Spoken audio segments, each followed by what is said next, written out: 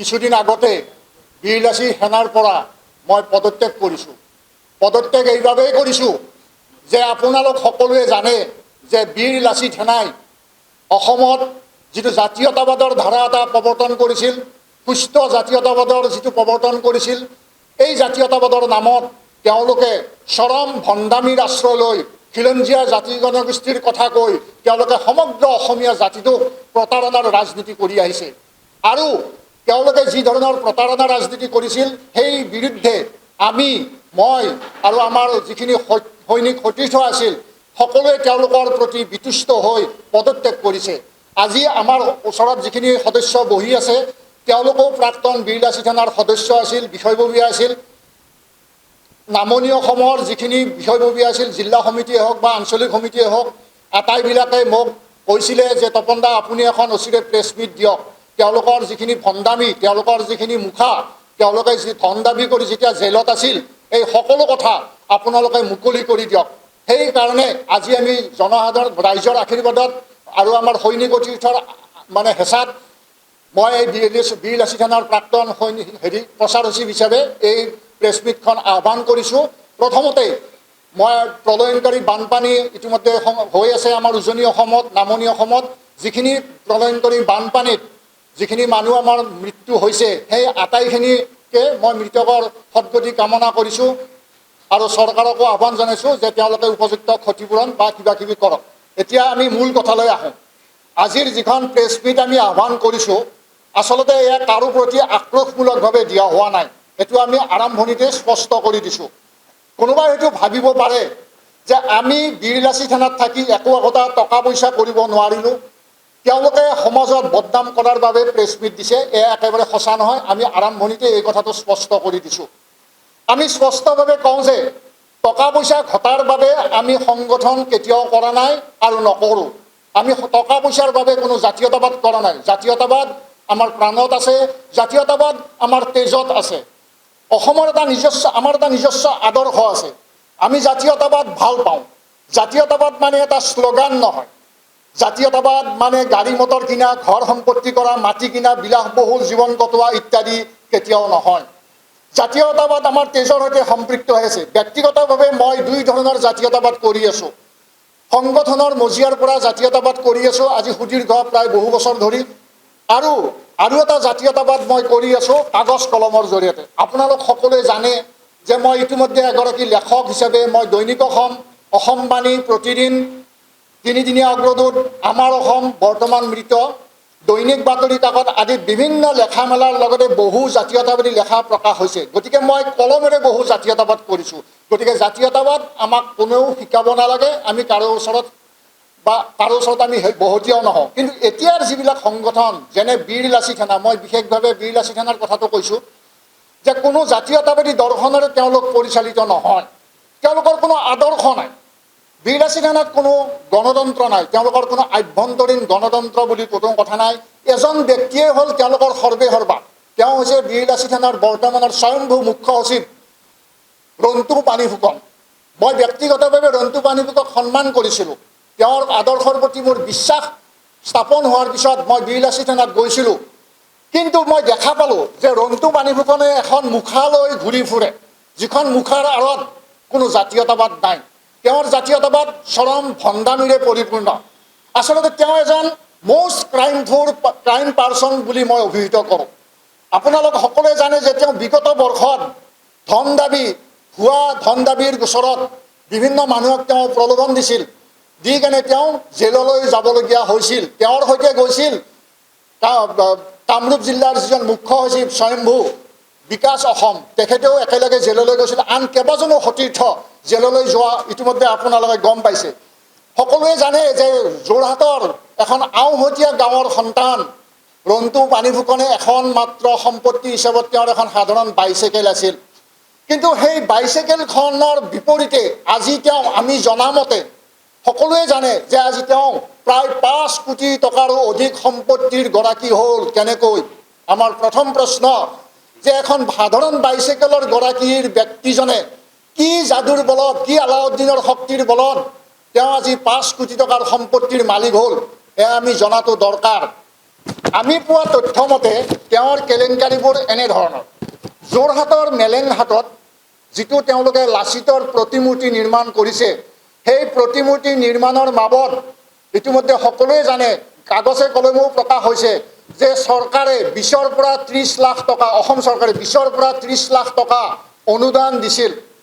কিন্তু সেই অনুদান পোৱাৰ পিছতো ৰন্টু পানীফুকন আৰু তেওঁৰ প্ৰাইভেট কোম্পানীটোৱে এতিয়ালৈকে প্ৰায় বহু লাখ টকা জনসাধাৰণৰ পৰা, বিভিন্ন অনুষ্ঠান প্ৰতিষ্ঠানৰ পৰা ইতিমধ্যে কালেকশ্যন কৰা বুলি আমি তথ্য পাইছোঁ।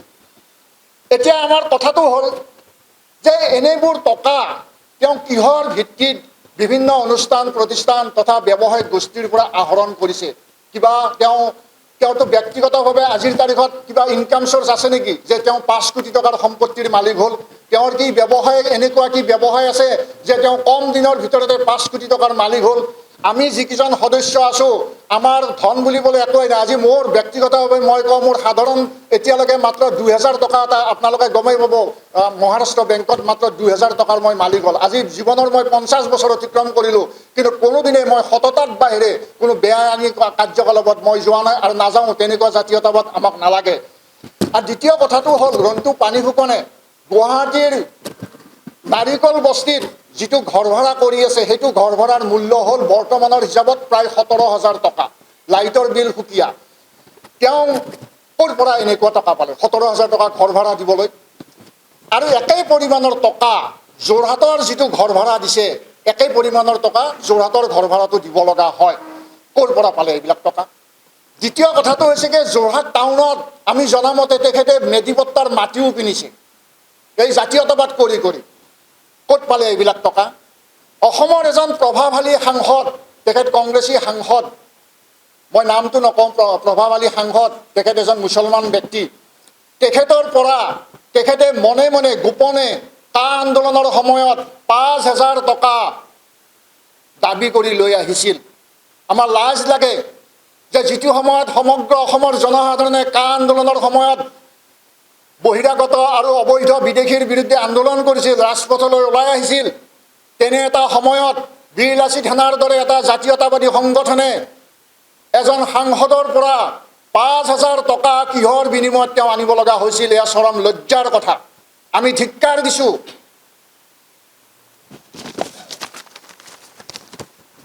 ৰঙিয়াৰ এজন খিলঞ্জীয়া অসমীয়া মুছলমান ব্যক্তি, তেখেতৰ নামটো আশ্ৰাফুল আলী। তেখেতে কিবা এটা বিপদত পৰি এদিন মোৰ সৈতে যোগাযোগ কৰিছিল যে তপন দা, মোৰ এটা টকা খেলি মেলি হৈছে, আপোনালোকে যদি পাৰে আনি দিয়ক। এই কথাটো আমি আলোচনা বিলোচনা কৰি থাকোঁতেই তেওঁ কিবা কাৰণত এদিন ৰন্টু পানীফুকনৰ লগত যোগাযোগ হ'ল, মাতি নিলে। তেতিয়া তেওঁক ক'লে যে মোক 1 লাখ টকা এটা দিয়া লাচিতৰ প্ৰতিমূৰ্তি নিৰ্মাণৰ বাবদ। 1 লাখ টকা আমি গম নোপোৱাকৈ আশ্ৰাফুল নামৰ ব্যক্তিজনৰ পৰা লাচিতৰ প্ৰতিমূৰ্তি নিৰ্মাণৰ নামত 1 লাখ টকা তেখেতে লৈ গুচি গ'ল। এয়া কেনেধৰণৰ জাতীয়তাবাদ আমাক বুজাই দিয়ক। আৰু কম নেকি তেখেতৰ ভণ্ডামিবোৰ? ৰঙিয়াৰ আমি জনাত ৰঙিয়াত আজিকালি বহুকেইটা অনুষ্ঠান প্ৰতিষ্ঠান আছে, ব্যক্তিগত মালিকানাধীন ডাঙৰ ডাঙৰ উদ্যোগ প্ৰতিষ্ঠান হৈছে, তাত খিলঞ্জীয়া অসমীয়া যুৱক যুৱতীয়ে নিযুক্ত হৈ আছে, এয়া ভালৰ কথা। কিন্তু ৰঙিয়াৰ কেইবাটাও উদ্যোগ প্ৰতিষ্ঠানৰ পৰা বীৰ লাচিত সেনাৰ কেন্দ্ৰীয় নেতৃত্বৰ হেঁচাত তাৰ জিলা কমিটিৰ পৰা কেইবা লাখো টকা আমি জনাত ৰন্টু পানীফুকন আৰু তেওঁৰ প্ৰাইভেট কোম্পানীয়ে ইতিমধ্যে সৰকাইছিল। আৰু দ্বিতীয়তে কথা হৈছে কি, অসমৰ কেইটামান প্ৰকাশন প্ৰতিষ্ঠানক এতিয়াও তেওঁলোকে কিতাপ প্ৰকাশৰ নামত এতিয়াও প্ৰায় 5 নে 10 লাখ টকা তেওঁ এতিয়াও দিব আছে, আজিৰ তাৰিখলৈকে দিয়া নাই। এয়া ভণ্ডামি নহয় জানো? আৰু ডাঙৰ কথাটো হৈছে কি, কিছুদিন আগতে আপোনালোক সকলোৱে গম পাইছে, ছ'চিয়েল মিডিয়াত দিছে যে ৰন্টু পানীফুকনৰ সম্পত্তিৰ যিখিনি পৰিমাণ, স্থাৱৰে হওক বা অস্থাৱৰ সম্পত্তি যিখিনি আছে, এই সকলোবিলাকৰ হিচাপ বিচাৰিছিল কেন্দ্ৰীয় সমিতিৰ সভাপতি হেমন্ত বৰা ডাঙৰীয়াই। কিন্তু তেওঁ কোনো হিচাপ নিদি নিজৰ আত্মপক্ষ সমৰ্থন কৰিবলৈ গৈ গুৱাহাটীৰ এখন ব্যক্তিগত প্ৰতিষ্ঠানৰ মালিকানাধীন হোটেলত তেওঁ এখন সংবাদমেল তথা কিছুমান চামচা বাহিনীক লগত লৈ আনি তেওঁ এখন অধিৱেশন নহয়, এখন তাৰমানে তেওঁলোকে আলোচনা কৰিছিল। তাত তেওঁ এইটোৱে দেখাব খুজিছিল যে মোৰ কোনো টকা নাই, মোৰ কোনো পইচা নাই। যিখন তেওঁলোকে হোটেলত মানুহে প্ৰেছ মিট দিয়ে, গুৱাহাটী প্ৰেছ ক্লাবত অথবা দিছপুৰ প্ৰেছ ক্লাবত, তেওঁৰ এনেকুৱা এটা সাহস নহ'ল যে তেওঁ হোটেলত গৈ তেওঁ প্ৰেছ মিট দিব লগা হ'ল মনে মনে, তাকো কোনো নজনাকৈ। তাৰপিছত এতিয়া তেওঁ বীৰ লাচিত সেনাত এতিয়া দুটা ফৈদৰ সৃষ্টি হৈছে এনেকুৱা ঘটনাৰ পিছতে। এটা ফৈদ সভাপতি, উপসভাপতি আৰু আন এজন প্ৰচাৰ সচিব, তেওঁলোকে এটা ফৈদ, আৰু আন এটা ফৈদৰ নেতৃত্ব কৰি আছে ৰন্টু পানী ফুকন প্ৰাইভেট কোম্পানী লিমিটেডত আৰু কেইজনমান চামচা বাহিনীয়ে। আৰু এটা ব্যক্তিগত কথা, মই এইখিনি কথা নকলেও নহয়। ৰন্টু পানী ফুকনে মই জানে, মই লিখা মেলা কৰি থকা ব্যক্তি বুলি জানে। এদিন তেখেতে মোক এটা কথা ক'লে যে তপন দা, আপুনি যিহেতুকে লিখা মেলা কৰে, আপোনাৰ যিখন কিতাপ অসমীয়া জাতীয়তাবাদৰ আৱশ্যকতা, কিতাপখন মই প্ৰকাশ কৰি দিম। মোক এদিন তেখেতে উজান বজাৰৰ ঘৰলৈ আহি লগ কৰিলে, কৈছে আপুনি পাণ্ডুলিপি দিয়ক, মই আমাৰ প্ৰকাশন প্ৰতিষ্ঠানত কিতাপখন প্ৰকাশ কৰি দিম। কিতাপখন প্ৰকাশ কৰি দিম বুলি আজি 2 বছৰ হৈ গ'ল। তেওঁ মোৰ কিতাপৰ পাণ্ডুলিপি ক'ত থৈছে, কি কৰিছে, মই আজিৰ তাৰিখলৈ একো জনা নাই। আৰু তেখেতে মোক কৈছিলে যে আপুনি যিহেতুকে লিখা মেলা কৰা ব্যক্তি, গতিকে আপুনি 4খনকৈ দৈনিক বাতৰি কাকত ৰাখক, তাৰ খৰচ আমি কেন্দ্ৰীয় সমিতিয়ে বহন কৰিম। আপুনি আমাৰ একাগ্ৰতাভাৱে লাগক বীৰ লাচিত সেনাত, আপোনাক আমি ঘৰ খৰচা দিম। আজিৰ তাৰিখলৈকে ঘৰ খৰচাটো বাদেই দিয়ক, মোৰ কোনো অভাৱ অভিযোগ একো খবৰ লোৱা নাই। তেওঁলোকে কেৱল মোক ব্যৱহাৰ কৰাৰ বাবে হাতিয়াৰ হিচাপে লৈছিল, প্ৰেছ মিট দিয়া, প্ৰেছ মিট লিখা ইত্যাদি সকলো ক্ষেত্ৰত। গতিকে এওঁলোকৰ যিটো জাতীয়তাবাদ, এওঁলোকৰ যিটো বহুৱালি, সেই কথা সমগ্ৰ অসমৰ ৰাইজে জনা ভাল। আৰু আজি বানপানীৰ কৰাল গ্ৰাসত অসমৰ খিলঞ্জীয়া মানুহ, বিভিন্ন জাতি জনগোষ্ঠীৰ মানুহে ইতিমধ্যে টকবকাই আছে। আমি ভাবোঁ তেওঁলোকে বানপানীৰ সময়তো এটা সুবিধা লোৱাৰ প্ৰচেষ্টা গ্ৰহণ কৰিব পাৰে। বানপানীত যি সাহায্য দিম বুলি তেওঁলোকে বিভিন্ন মানুহৰ পৰা তেওঁলোকে অৰ্থ সাহায্য হওক, অন্যান্য সাহায্য হয়তো ল'ব পাৰে। আমি সেইকাৰণে অসমৰ ৰাইজক কৈছোঁ যে বীৰ লাচিত সেনাই যদি কোনোবাই সাহায্য সামগ্ৰী দিব খোজে বা ল'ব খোজে বা আপোনালোকে দিব খোজে, তেওঁলোকৰ সেই সাহায্য সামগ্ৰীবিলাক ঘৰত গৃহিণীয়ে খাব, তাত বাহিৰে বেলেগ একো নহয়, যিবোৰ কথা আমি ইতিমধ্যে জনা আছে। আৰু এটা এইবাৰ আহোঁ বীৰ লাচিত সেনাৰ আন এজন স্বয়ম্ভূ জাতীয়তাবাদী নেতা। আপোনালোকে ছ'চিয়েল মিডিয়া দেখাই পায়, ছ'চিয়েল মিডিয়াত মানুহজনে সঘনে তেখেতে কিছুমান ফটো আপলোড কৰিয়ে থাকে, লিখি থাকে। সেইজন অইন কোনো নহয়, বিকাশ অসম। তেখেতে নিজকে এজন আহোমৰ সন্তান বুলি কয়। আচলতে তেখেত আহোমৰ সন্তান নহয়, তেখেত হৈছে কোচ সম্প্ৰদায়ৰ এজন ব্যক্তি। আহোমৰ নামটো তেখেতে এনেই ব্যৱহাৰ কৰে। তেখেত হৈছে আমাৰ আজিৰ ব্যক্তিগতভাৱে মই তেখেতক ভালকৈ জানো, তেখেত এজন চৰম সুবিধাবাদী ব্যক্তি। তেওঁ আচলতে কেনেধৰণৰ টকা পইচা কৰিলে, কেনেকৈ ইমান টকাৰ মালিক হৈ গ'ল, এই তথ্যখিনি মই এতিয়া আপোনালোকক কওঁ। গুৱাহাটীত অবৈধভাৱে লজ খুলি একাংশ ব্যৱসায়ীয়ে চলাইছিল নাৰী দেহৰ বেহা। ডাউন টাউনৰ কাষত, নিচেই কাষতে থকা মীনাক্ষী লজ নামৰ এটা লজত সংঘটিত হোৱা চাঞ্চল্যকৰ কিশোৰী ধৰ্ষণ কাণ্ডৰ তদন্ত কৰিবলৈ গৈছিল বীৰ লাচিত সেনা। আমি নিজেও গৈছিলোঁ তাত। লগত গৈছিল সনাতনী জাগ্ৰত প্ৰহৰী আৰু নদী আৰু নাৰী জাগ্ৰত শক্তি অসম সংগঠনৰ নেতৃবৃন্দ। গৰাকী উৎপল কলিতা আৰু মেনেজাৰ আছিল মিনাৰুল ইছলাম নামৰ এজন ব্যক্তি। কিন্তু ইয়াত কি আচৰিত কথা, আমি তাত গ'লোঁ, তদন্ত পাতি সকলোখিনি কৰা হৈ গ'ল। তাৰপিছত আমি কেইদিনমান পিছত মোৰ কাণত পৰিলে যে তপন দা, তাৰ পৰা আপোনালোকৰ বীৰ লাচিত সেনাই বিকাশ অসমৰ নেতৃত্বত 2 লাখ টকা হস্তগত কৰি লৈ গ'ল। আমি আচৰিত। আমাৰ লগত কেইবাজনো সতীৰ্থ গৈছিল তাত তদন্ত কৰিবলৈ। তদন্ত কৰি আমি যেতিয়া উভতি আহিলোঁ, পিছত গম পালোঁ যে 2 লাখ টকা তাৰ পৰা আত্মসাৎ কৰা হ'ল। এয়া আকৌ কেনেধৰণৰ জাতীয়তাবাদ যে মই নামটো নকওঁ, তেখেত এজন অনা অসমীয়া ব্যক্তি। তেখেতৰ এটা গুদাম আছিলে লখৰা, জালুকবাৰী লখৰা এইখিনিৰ ভিতৰত, হাইৱেৰ পৰা অলপ যাব লাগে। তাতে তেখেতে এটা গুদাম ঘৰ বনাইছিল। আজি হ'ল 2 বছৰ 3 বছৰ, 2 বছৰ 2.5 বছৰমান হ'ল। আমি নিজেও গৈছিলোঁ তাত। যাওঁতে তাত যিটো গুদাম ঘৰ বনাইছিল, সেই গুদাম ঘৰটো তেওঁ অবৈধ মাটিত বনাইছিল। আমি ভাঙিবলৈ নিৰ্দেশ দিছিলোঁ যে এইটো গুদাম ঘৰটো আপুনি ভাঙিব লাগিব। তেতিয়া মালিকে কৈছিল ভাঙিম বা কথা বতৰা আলোচনা কৰিম। কিন্তু তাৰ কেইদিনমান পিছত আমাৰ কাণত পৰিলে যে সেই মালিকজনৰ পৰাও বোলে এটা মোটা অংকৰ ধন তেওঁলোকে বীৰলাচী থানাৰ বিকাশ অসমৰ নেতৃত্বত আত্মসাৎ কৰিলে। এয়া কেনেধৰণৰ জাতীয়তাবাদ? দুখীয়া ঘৰৰ ছাত্ৰ ছাত্ৰীক কিতাপ দিয়াৰ চলেৰে, পুথি দিয়াৰ চলেৰে, বিভিন্ন সামগ্ৰী দিয়াৰ চলেৰে এদিন আমাৰ আগত কৈছিলে। আৰু কোৱাৰ কেইদিনমান পিছত মঠঘৰীয়াৰ কিবা এজন ব্যক্তি, তাৰ নামটো মই পাহৰিলোঁ, শৰ্মা উপাধিৰ ব্যক্তি, তেখেতৰ পৰা প্ৰায় 50,000 টকা মানুহজনৰ পৰা আনিলে। বহুত দুখীয়া ঘৰৰ মানুহক কিতাপ দিলে, ছাত্ৰ ছাত্ৰীক কি দিলে? একো দিয়া নাই।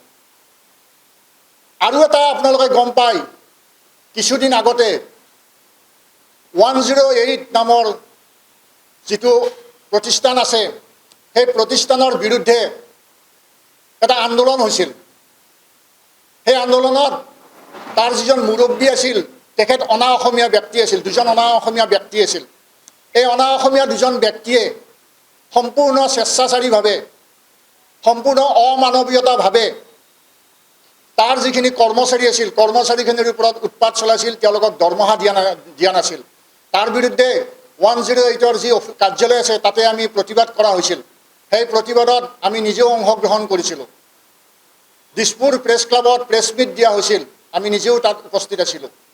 কিন্তু কি কাৰসাজি কৰিলে যে 108ৰ সেৱাৰ নামত, তেওঁলোকৰ সমস্যাৰ যি সমাধান কৰাৰ নামতো এটা টকা তেওঁলোকে আত্মসাৎ কৰিলে।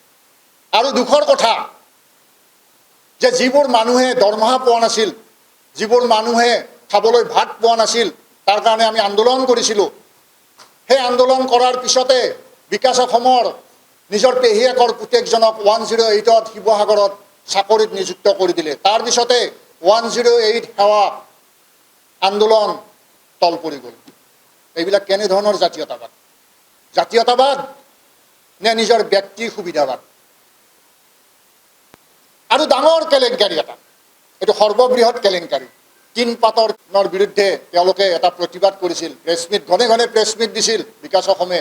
আৰু তেওঁৰ লগত আছিল কেন্দ্ৰীয় সমিতিৰ বিত্ত সচিব তন্ময় চেতিয়া ফুকন আৰু কামৰূপ জিলা সমিতিৰ কেইজনমান বিষয়ববীয়া, কিছুমান চামচা বাহিনীক তেওঁ লগত লৈ তেওঁ প্ৰেছ মিট দিছিল যে অসমত যিখিনি তিনপাত আহিছে, তিনপাতৰ ব্যৱসায় কৰি আছে যিখিনি বহিৰাগতই, সেই তিনপাতবিলাক ভুৱা, সেই তিনপাতবিলাকত বহুত কেলেংকাৰী হৈ আছে। কিন্তু তাৰপিছতে আমি গম পালোঁ যে প্ৰায় কোটি টকাৰ ঘৰত ডাঙৰ কেলেংকাৰী সংঘটিত কৰিলে। আৰু তেওঁলোকে ৰেডিশ্যন ব্লুত যিখন ডাঙৰ আভিজাত্যৰ হোটেল আছে লখৰাত, সেই ৰেডিশ্যন ব্লুত তেওঁলোকে পইচা লৈছিলে। আৰু আমি জনামতে ৰেডিশ্যন ব্লুত যিটো পাৰ্টি কৰিছিল তেওঁলোকে চাহ ভাতৰ নামত, প্ৰায় শুনামতে 1.5 লাখৰ অধিক টকা, তাত কোটি টকাৰ তেওঁলোকে আত্মসাৎ কৰিলে। এই কোটি টকাৰ ভাগ বীৰলাচী থানাৰ কেন্দ্ৰীয় সমিতি ৰন্তুপানী ফুকনেও পাইছে, বিকাশ অসমেও পাইছে। বিকাশ অসমে ইতিমধ্যে ইনোভা গাড়ী কিনিছে, নিজৰ ঘৰ মাটি কৰিছে শিৱসাগৰত, কোঁৱৰপুৰত। আৰু কেন্দ্ৰীয় সমিতিৰ যিজন বিত্ত সচিব আছে, এতিয়া তেওঁক সহকাৰী নে মুখ্য বিত্ত সচিব দিয়া বুলি গম পাইছোঁ, তন্ময় চেতিয়া ফুকন, তেখেতে প্ৰায় 18 লাখ টকীয়া গাড়ীত এতিয়া ঘূৰা ফুৰা কৰে। 18 লাখ টকীয়া। আমি স্কুটিত তেল ভৰাব নোৱাৰোঁ, তেওঁ 18 লাখ টকীয়া গাড়ীত ঘূৰে। বিকাশ অসমে ইনোভা গাড়ী কিনিছে। আমি আক্ৰোশমূলকভাৱে কোৱা নাই, অসমীয়াৰ উন্নতি হ'লে আমি ভাল পাওঁ। কিন্তু তেওঁলোকে জাতীয়তাবাদৰ নামত যিবিলাক কাণ্ড কাৰখানা কৰি আছে, সেইবিলাকৰ বিৰুদ্ধে আমি সদায় মাত মাতিম। এই তিনপাতৰ কেলেংকাৰীটোত তাত বৃহৎ টকাৰ তেওঁলোকে ইতিমধ্যে আত্মসাৎ কৰিলে। আৰু তেওঁলোকৰ এটা ডাঙৰ কেলেংকাৰী, এইটো বহু দিনৰ পৰা সংঘটিত কৰি আহিছে। মানুহক কয় যে আমি এম্বুলেঞ্চ দিম। মই যেতিয়া বীৰলাচী থানাত আছিলোঁ, তেতিয়া মই উপসভাপতি আছিলোঁ কামৰূপ জিলা সমিতিৰ। তেতিয়াৰ পৰা আজি প্ৰায় 3 বছৰ 4 বছৰে হ'ল, তেওঁলোকে এটা প্ৰস্তাৱ লৈছিলে যে আমি জুবিন গাৰ্গৰ নামত, তেতিয়া জুবিন গাৰ্গ জীয়াই আছিলে, যে জুবিন গাৰ্গৰ নামত আমি এখন এম্বুলেঞ্চ দিম। বহুত ভাল কথা, বহুত ভাল প্ৰস্তাৱ, আমি সকলোৱে সমৰ্থন কৰিছিলোঁ। কিন্তু সেই এম্বুলেঞ্চ দিয়াৰ নামত আজিৰ তাৰিখলৈকে তেওঁলোকে কিমান লাখ টকা হস্তগত কৰিলে। বহিৰাগত ব্যৱসায়ী, অনা অসমীয়া ব্যৱসায়িক গোষ্ঠী, অনুষ্ঠান প্ৰতিষ্ঠানৰ পৰা আজিৰ তাৰিখলৈকে তেওঁলোকে এম্বুলেঞ্চ দিয়াৰ নামত বহু টকা লাখ লাখ টকা আত্মসাৎ কৰিলে। সিদিনা আমাৰ কামৰূপ জিলা সমিতিৰ এটা বিষয়ববীয়া দল গৈছিল যোৰাবাটৰ এটা অনুষ্ঠান ইণ্ডাষ্ট্ৰী এটাত তাত গৈছিলে। গৈ মালিকক তেওঁলোকে কৈছিলে যে আমি এখন এম্বুলেন্স দিম জুবিন গাৰ্গৰ নামত, আমাক আপোনালোকে সহায় কৰক। মালিকজনে মোক চিনি পায়, তেখেতে মোক তাৎক্ষণিকভাৱে ফোন কৰিছিলে যে আপোনালোকে এম্বুলেন্স দিম নেকি। বোলে এম্বুলেন্স দিয়াৰ প্ৰস্তাৱ আজি নহয়, 4 বছৰ আগৰে কথা। তেওঁলোকে এম্বুলেন্স কেতিয়াও দিব নোৱাৰে, গতিকে তেওঁলোকক ধন নিদিব। তেওঁলোকে ধন নিদিলে। এনেকৈ তেওঁলোকে এম্বুলেন্স দিয়াৰ নামত, কিবা দিয়াৰ নামত মানুহক এনেকৈ প্ৰতাৰণা কৰে, এনেকৈ সন্মুখীনি বান মাৰি দিয়ে নহয়, মানুহেও টকা দিয়ে তেওঁলোকক। কিন্তু আজিৰ তাৰিখলৈকে তেওঁলোকে জুবিন গাৰ্গৰ নামত কোনো এম্বুলেন্স দিব নোৱাৰিলে। এম্বুলেন্স দিব নোৱাৰিলেও তেওঁলোকে ব্যক্তিগত জীৱনটোত একোজন নায়কৰ শাৰীলৈ গুচি গৈছে, খলনায়ক তাৰমানে, টকা পইচাৰ গৰাকী হৈ গ'ল। আজি বিকাশ অসম সাধাৰণ এজন ৰাজমিস্ত্ৰী ঘৰৰ সন্তান, কিন্তু আজি তেখেতে যিটো ঘৰ বনাইছে আপোনালোকে দেখিলে আচৰিত হ'ব। নিজেই যাব কোঁৱৰপুৰত, তেখেতে যিটো ঘৰ বনাইছে, তেখেতে যিখন ইনোভা গাড়ীত ঘূৰে, তেখেতৰ পত্নীক 5 লাখ টকীয়া সোণৰ গহনা উপহাৰ দিছে। ক'ৰ পৰা দিয়ে, ক'ত পালে ইমান টকা? তেওঁলোকে কি চ'ৰ্চ আছে তেওঁলোকৰ? বীৰ লাচিত সেনাৰ কি চ'ৰ্চ আছে? আজি তেওঁলোক এটা প্ৰাইভেট লিমিটেড কোম্পানীত পৰিণত হৈছে।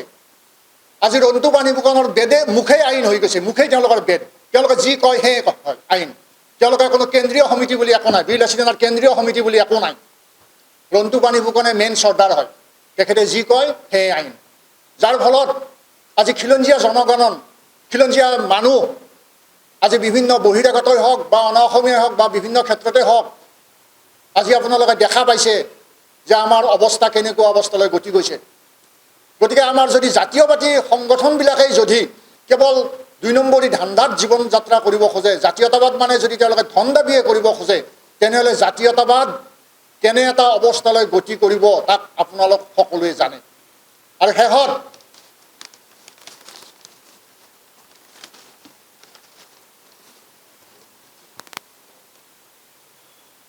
শেষত মই আন এটা গুৰুত্বপূৰ্ণ কথা কৈছোঁ।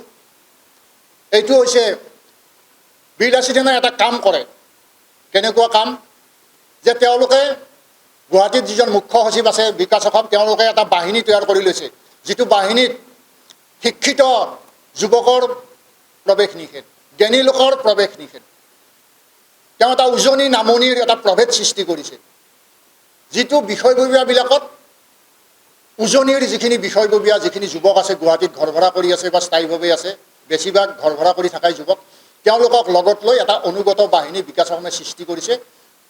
যিখিনি অনুষ্ঠান প্ৰতিষ্ঠানত আমাৰ যিখিনি খিলঞ্জীয়া মানুহ হওক অন্যান্য মানুহ নিৰ্যাতিত হয়, এই নিৰ্যাতিতৰ পক্ষত পোনপ্ৰথমতে বীৰ লাচিত সেনা গৈ উপস্থিত হয়, ভাল কথা।